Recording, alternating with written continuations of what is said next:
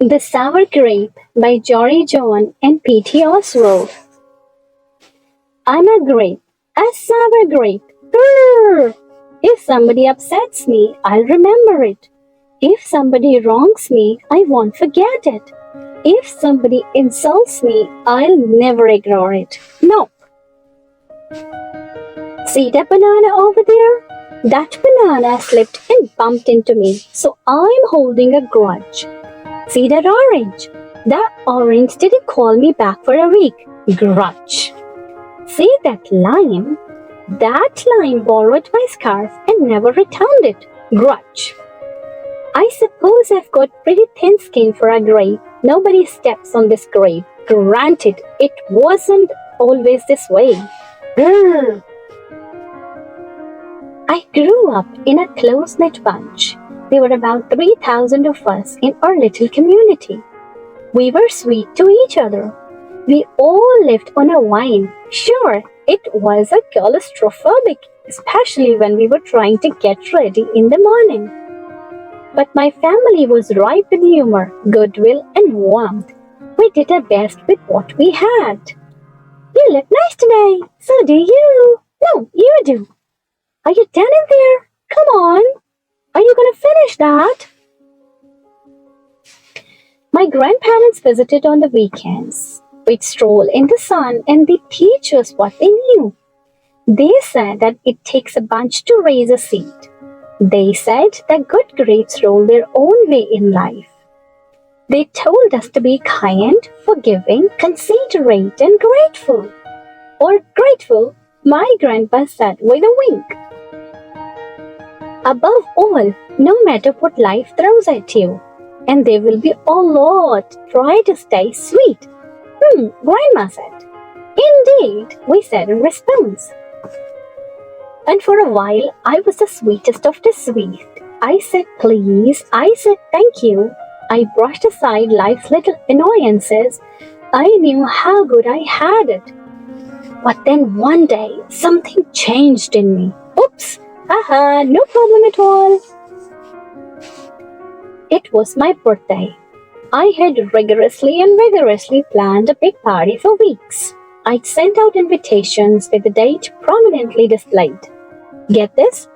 I had a Ferris wheel, a magician, and, alright, I had snack upon snack upon snacks. The highlight of the party, though, was a fireworks display, which would happen at sundown. I stood out front and waited for folks to arrive. I had a gigantic smile on my face. I waited. Everybody was a little late, it seemed. No big deal, no big whoop. So I waited. A tumbleweed rolled by. A coyote howled in the distance. Ow! The sun sank behind the hills, and I waited.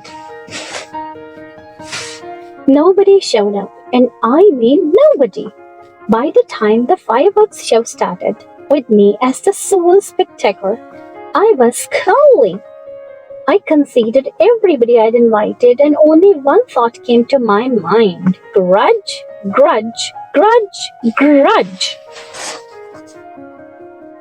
After that, my personality became something else entirely. I went from a sweet grape to a bitter grape to a snappy grape. Who moved my chair? Finally, I became a sour grape. Grrr. I started holding minor grudges that eventually became major grudges. I scowled so much that my face got all squishy. I took my grumpiness out on others. Why don't you watch where you're going? You know what? Don't even bother calling me back. Are you ever going to return my scarf? And that's just how it been. Day after day, week after week, month after month, grudge after grudge. But something happened recently that changed my thinking. I was getting ready to meet up with my friend Lenny, the only fellow I know who is as sour as I am. Lenny and I usually go to the park, where we sit on a bench and rant about stuff. But just as I was heading out the door, I bumped my knee. Ow! After I banked myself up, I discovered I had a flat tire. Oh! Then I missed the bus and the next bus was late. Oof! Finally, I got off at the wrong stop. Shh! By the time I arrived at the park, it was getting dark. Lenny was fuming and furious, with a frown and a furrowed forehead.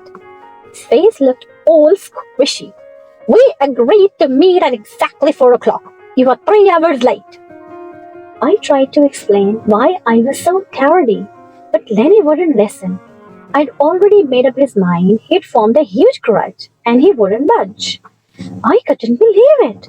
How unfair, I thought. How ridiculous, I thought. How similar to the way I would react.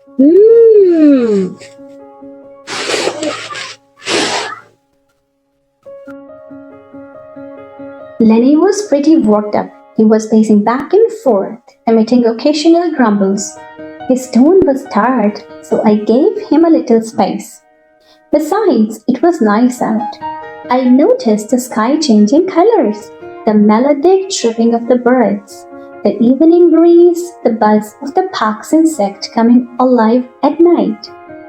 I suddenly felt grateful and peaceful and calm. Had I been missing all this simple beauty because I was too busy complaining? Meanwhile, poor Lenny stormed off, muttering something about disrespect and lack of consideration. I'm pretty sure I had him at a grrr too. I walked home. I pulled a dusty box out from under my bed. There were old family photos inside. I knew that little Grape from the photo was still a big part of me, deep down. It would just take some work to get back there again. And that was the exact moment I found the invitation I had sent out for my infamous birthday party. The one where nobody showed up. It said May 31. But wait a minute here. My birthday was on May 21st. I told everyone to come on the wrong day. It was all my fault. I realized nobody was perfect, not even me. After that day, I started noticing other things too, like how remaining sour all the time is so draining. I wasted so much energy holding grudges when I could have easily cleared the air if I'd felt hurt. And yes, I still get upset from time to time, but that's okay. Because now I talk and I listen and I work things out instead of just walking away. My sourness is fading. I'm letting go of all my grudges, and hey, it's working. Slip-ups happen. I'm just glad you're okay. Aw, thanks. That scarf looks sublime in you. Why don't you keep it? Really? You're the best. Alright, you're glad we got to catch up. I'm so grateful that we did. Sure, sometimes I still let out a little grrr when I'm frustrated like this. Grrr. But then I move on. My face is less squishy too. Oh, and don't worry. Things are okay with Lenny again. Gosh, sorry I'm late. You must be furious. No big deal, my friend. You know what? If you look at things in the right sort of way, and if you remember to be kind, considerate, forgiving, and grateful, life really can be pretty sweet. Yes, indeed. The end. Thanks for listening. Please be sure to like and subscribe below.